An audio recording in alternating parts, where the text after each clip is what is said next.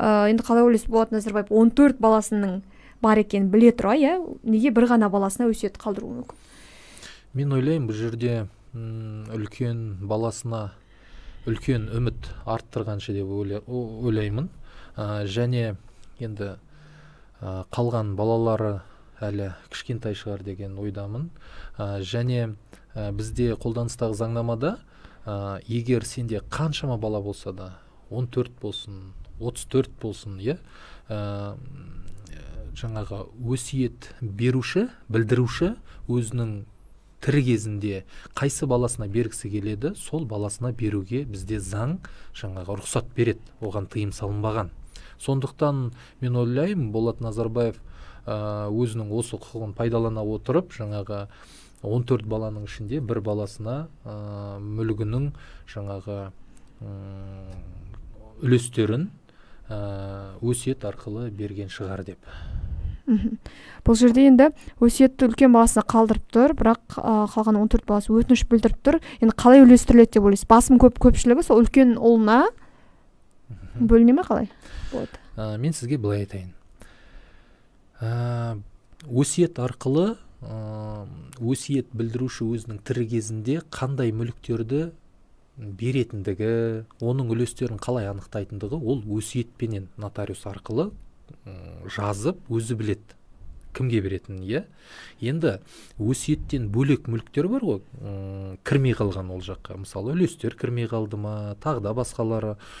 Сол мүліктердің барлығы жаңағы балалардың қалған мұрагерлердің араларында бөлінеді ол.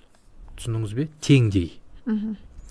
Енді қараңыз, бұл жерде бір нәрсені білу керек. Біз енді білмейміз ғой, Болат Назарбаев ол ресми түрде жұмыс істеді ма, жоқ па, оның зейнетақылары бар ма, жоқ па, мен білмеймін оны. Мүмкін былай дейік, егер Болат Назарбаевтың атында зейнетақы қорында ақшалар жататын болса, ол ақша қаражаттары сол кісінің әйелдері арасында жаңағы ол бөлінбейді. Түсініңіз ғой, ол өйткені бұл жерде жаңағы жоғарғы соттың қаулысы бар, егер қателеспесем 2009 жылы. Сол жерде жаңағы әйелдерінің өздерінің үлестерін зейнетақы жинағынан ала алмайды. Тек қана мұрагерлер арасында ғана олар бөлінеді. Түсініңіз бе? Мысалға, бізде қолданыстағы заңнамада, мысалы, енді Қазақстанда тек қана сенде ресми түрде бір ғана әйелің болу керек. Яғни неке тіркеу туралы куәлікке тек қана бір ғана әйеліңменен Қазақстанда тұра аласың. Бір сөзбен айтқан кезде 2, 3, 4, 15 деген сияқты әйел ала алмайсың. Оны заңды түрде тіркей алмайсың. Бұл жерде 3 әйелді заңды түрде алып отыр. Мысалы 2009-2011 жылдар аралығында осы Болат Назарбаевтың Гүлжан, Майра және Гүлнұр Назарбаеваларға үйленген екен. Осы уақыт ішінде 3 әйелге заңдық тұрғыда үйленген. Және мұның бәрі бір уақытта болған. Бұл некелерді Қазақстанның АХЖ органдарында қалай тіркегені әлі күнге дейін жұмбақ екен. Бұл енді неке және отбасы туралы кодексті бұзып тұр. Неге осындай заңсыздыққа жол берілді сол кезде? Мен сізге айтайын. 3 әйелді ресми түрде алу деген. Енді бұл мүмкін емес нәрсе да, негізі. Себебі біздің Қазақстанда 2 әйелің болса, сен некені қию туралы куәлігің тек қана бір әйелмен алынады, ресми түрде. Енді бір уақытта заңды түрде тұрып жатқан әйеліңмен некені бұзбай, екінші әйелменен өзіңнің некеңді ресми түрде тіркеу, ол заңсыз. Яғни оны тіркеген тұлға, осы рәсімді жасаған тұлға қылмыстық жауапкершілікке тартылу керек. Себебі ол өзінің жаңа құзыретін асыра пайдаланған. Ол жерде жазылып тұр ғой фамилия. Кім тіркеді, кім қол қойды, кім жауапты. Олар міндетті түрде тартылу керек.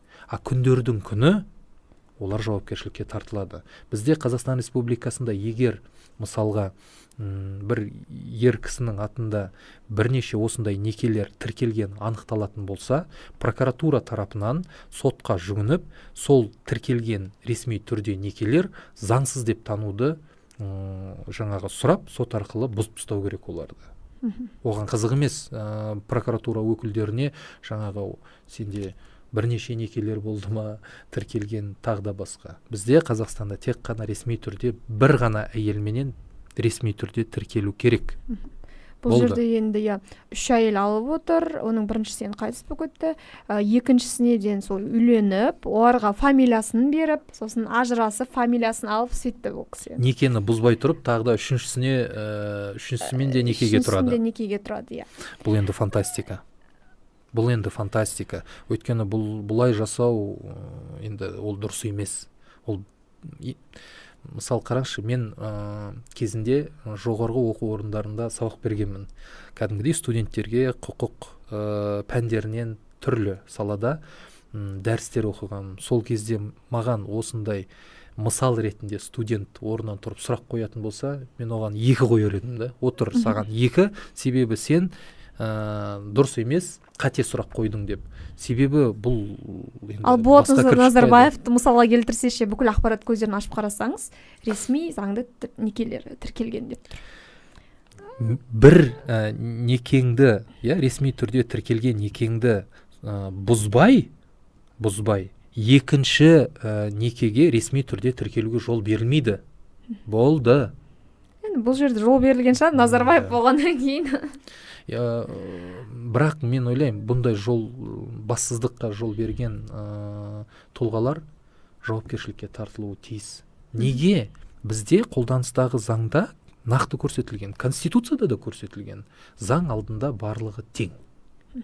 Жұрттың бәрі тең. Сонда ол Назарбаевтар жұрт емес па не? Болат Назарбаев жұрт деген түсініктің ішіне кірмей ма? Уақыт көрсетіп тұр ғой, енді кірмей тұр ғой. Кіреді.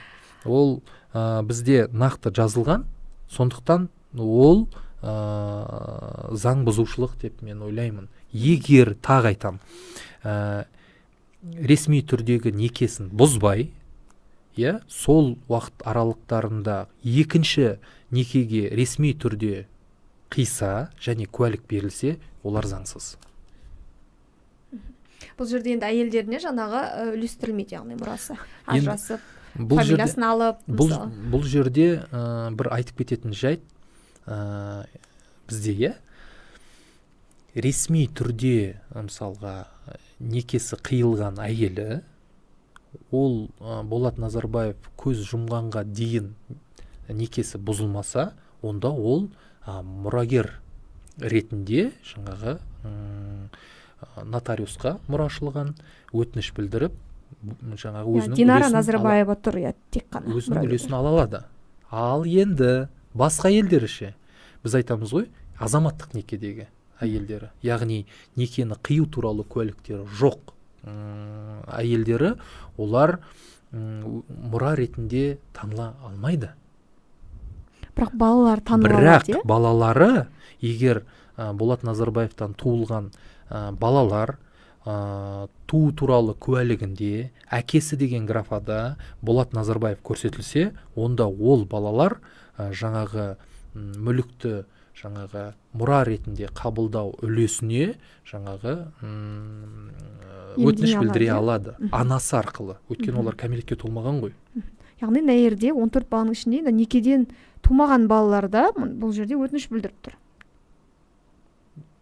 Себебі оның жаңағы 3 әйел болды енді ресми.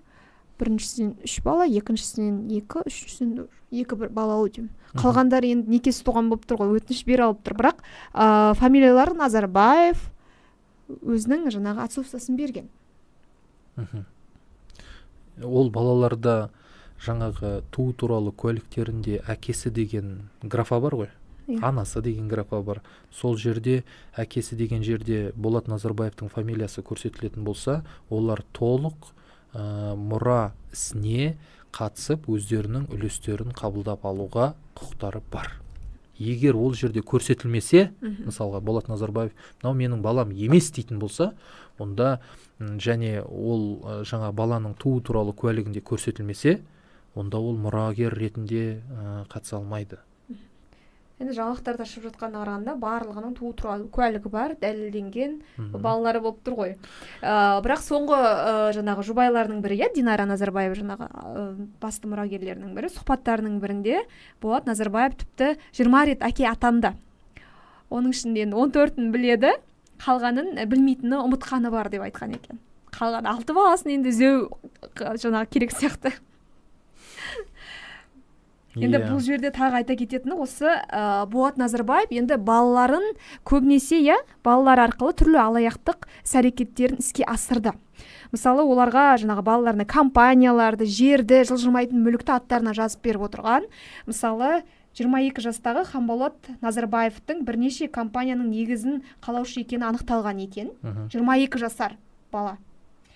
Олардың қатарында Ньюкас Group, Аманат Buildings деген сияқты құрылыс компаниялары, фармацевтикалық компаниялар, басқа да инвестициялық компания бар. Енді осы жерде айта кететіні мысалы, осындай ұлдарының атына енді бірнеше компаниялар беріледі. Сол компаниялар теңдей бөлінуі мүмкін бе басқа ұлдарының арасында? Әлде тек сол ұлдың атында болып қала ма болды? Егер өсиет болмаса, қараңыз, тұра тұрыңыз. Ұлының атына жаздырып қойды ол компания. Ол бөлінбейді ғой онда. Ол бөлінбейді, кейін теңестірілмейді. Егер ол компания тек қана сол балаларының бірінде болатын болса, және құрылтайшысы ретінде Болат Назарбаев болмайтын болса, онда ол компанияның жаңағы мұрагерлер оны қабылдамайды. То есть мына жерде мынандай да мәселе. Болат Назарбаевтың атында қандай мүліктер бар? Ол компания болсын, ол жаңағы активтер болсын, ол шетелдегі активтер болсын, тағы да енді жылжымайтын мүліктердің барлығы болсын, олар жаңағы мұрагерлер жаңағы қабылдауға құқығы бар нотариус арқылы. Бірақ егер балаларының атында басқа компаниялар болса, және Болат Назарбаевтың ол компанияға түк қатысы болмайтын болса, онда олар бөлінбейді. Жаңа айтып отқандай, Болат Назарбаев тірі кезінде солай балаларына осындай үлкен ірі компаниялар жаздырып кеткен атына, мысалы.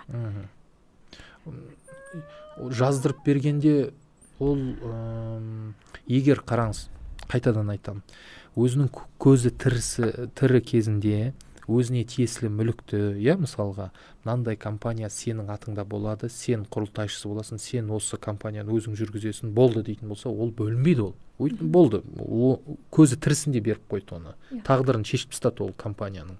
Ал егер бөліп үлгіре алмай қалатын болса, онда олар әрине бөлінеді. Мені қызықтыратын бұл жерде бір мәселе да, қалған әйелдері бар ғой. Сол қалған әйелдері де, мен сізге айтайын, некеде тұрып, мысалы, ажырасып кетеді, көзі тірісінде. Сосын келесімен некеге тұрады, ол да ажырасып кетеді. Мысалға деп жатырмын. Үшіншісі келеді, ол да көзі тірісінде тұрады, ресми түрде некеге АХАЖ органдарына тіркеліп, ол да ажырасып кетеді, некесі бұзылады. Сөйтіп, сосын барып, басқа бір кісіменен некеге тұрды да, сосын қайтыс болды, қайтыс болған кезде енді мұрагерлер қалай бөлінеді ол жерде? Балалары және сол қайтыс болған кездегі некеде ресми түрде бұзылмаған әйелі де сол мұрагер ретінде кезекке тұрады ғой. Олар бөлінеді, олардың арасында бөлінеді. Ал енді мына жерде мынандай сұрақ бар. Ана әйелдері бар ғой, ресми түрде некеде тұрды, некесі бұзылды, көзі тірісі кезінде, сол 3 әйелді. Мысалға, олар да өзінің үлесін сұрай алады. Әйелдік үлесін. Орысша айтқан кезде супружеская доля дейді. Оны сұрай алады. Бірақ бұл жерде мына мұрагерлердің келісімі керек. Толық 100%. Яғни ресми түрде тұрған жаңағы некедегі әйелі, мен қарсы емеспін. Және жаңа ғана 14 па 15 па баласы бар. Сол кісілердің, сол балалардың, енді олар кәмелетке толмаған шығар, мен білмеймін ғой. Ата-аналар болсын, өкілдері болсын, олар да келісім беру керек. Сол кезде ғана ана бұрынғы көзі тірісінде қайтыс болған әйелдер өздерінің жаңағы ерлі зайыптылар кезіндегі үлесін алады. Бірақ енді бұл жерде үлкен мүліктер бар, қомақты қаражаттар енді айдан анық бар ғой ол жерде. Сондықтан мен келісім береді деп деген нық айта алмаймын. Ал ол келісімдерін бермесе, әрине ол өздерінің құқықтарын жүзеге асыра алмайды. Мен не деп айтып отыр, не дегім келіп отыр. Бұл Болат Назарбаевтың артындағы қайталап айтам, артындағы мүліктерді мұрагерлері бөлу жаңағы мәселелері әлі үлкен даулы процестерді тудырады. Енді осы жаңалықтың астындағы пікірлерге назар салатын болсақ, көпшілік Болаттың байлығы ол халықтың байлығы, халықтың ақшасы қазынаға құйылсын деген пікірде. Жалпы бұл мүмкін бе енді кейін ашылып Назарбаевтарды енді сотталып жатса? Қараңыз, ол мемлекеттің пайдасына қайтарылу үшін қылмыстық іс бір болу керек, қозғалу керек, анықталу керек. Бізде қылмыстық іс 3 түрде қозғалады. Ең біріншісі арыз бойынша. Полицияға арыз жазасың, міне осындай болды деп. Қылмыстық іс қозғалады. Екіншісі факт бойынша. Мысалға, адам қайтыс болып жатыр. Полиция өтіп кетпейді оғасынан. Қарайды, адам қайтыс болып жатыр, болды. Қылмыстық іс қозғалады. Үшіншісі бақ өкілдері арқылы. Яғни сіздер егер бір қандай да бір заң бұзушылықтарды мысалға бар екені нақты елге көрсетті арқылы жаңағы резонанс тудыратын болса, прокуратура тексеру барысында ол сіз жаңағы бақ өкілдерінің айтқан уәждері расталатын болса, онда қылмыстық іс қозғалады. Көзі тірісінде емес, ол қызық емес. Сол уақыттарда егер қылмыстық іс аясында анықталатын болса, мынандай мысалға мүліктер жаңағы қылмыстық жолменен алынған, тағы да басқалар деп, онда ол мүліктер мемлекеттің пайдасына тәркіленуі тиіс. Түсініңіз ғой? Бірақ енді бұл нәрсеге журналистер емес, биліктің өзі мүдделі болмай тұр ғой. Факт керек. Факт. Егер сіздер мысалға көрсететін болсаңыздар, рейдерлік қылмыстық іс-әрекеттеріне мысалы кім жауап береді? Бұған дейін қаншама кәсіпкерлер ол кісіге арызданды, мысалы, рейдерлік ісі бойынша. Енді балалары жауап бере ме, кім жауап береді? Осылай мұрасын бөліп алып, бәрі тып-тыныш жабу күйіне қалма қалай? Егер мысалға бір мекеме дейікші, бір мекемені рейдерлік жаңағы жолменен тартып алып дейік. Ал одан кейін сол мекеменің иесінде дәлелдер бар ғой, ол құжаттарын өртеп жібермеген шығар енді.